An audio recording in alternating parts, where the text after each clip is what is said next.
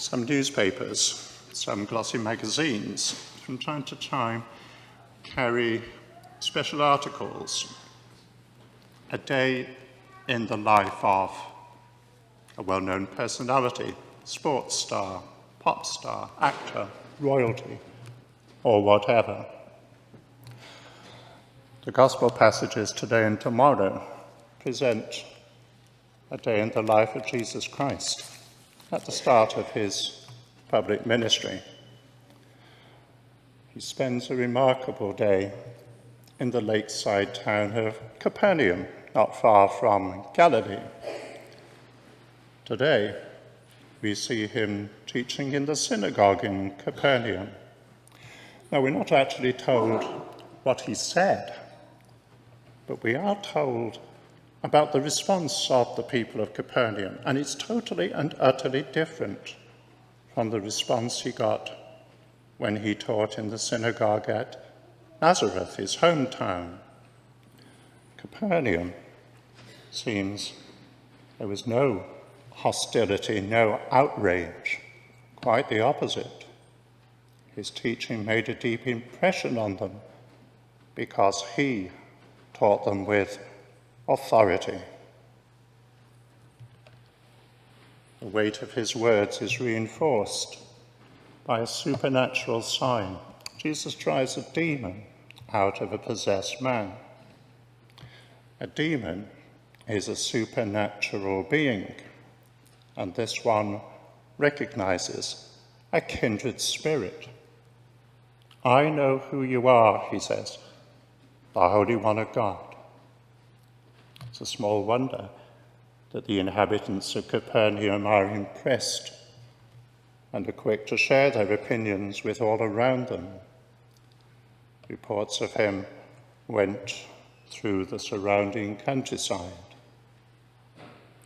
But these are not supernatural beings, and they take a long, long time to understand who Jesus is. Maybe they never reach that point.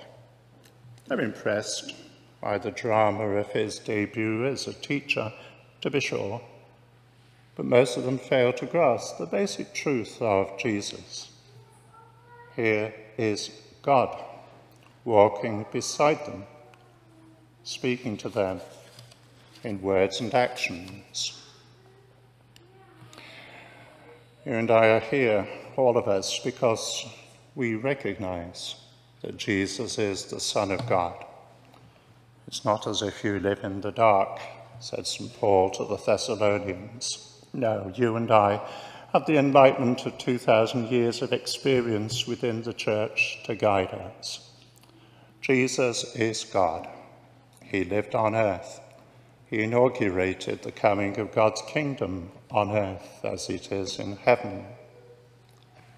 And he promised to return when that inauguration is complete.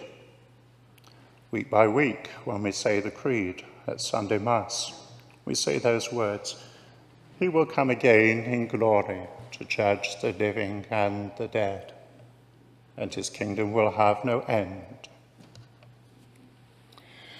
If you were at Mass yesterday, you heard St. Paul affirm his belief that the day of Christ's second coming will arrive, and today he has to tell the Thessalonians, and perhaps you and me, not to be impatient.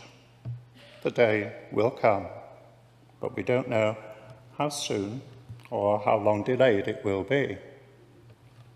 It will come suddenly, though.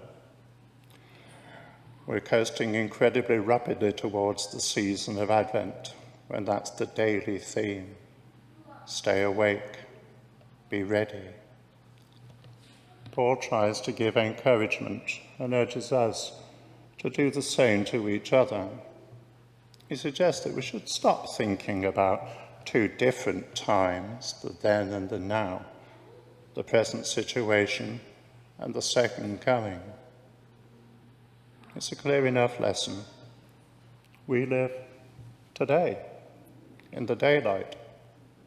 We have Christ among us, in the scriptures, in the sacraments, in our communion with the saints, and in one another. and the poor and the sick and the needy.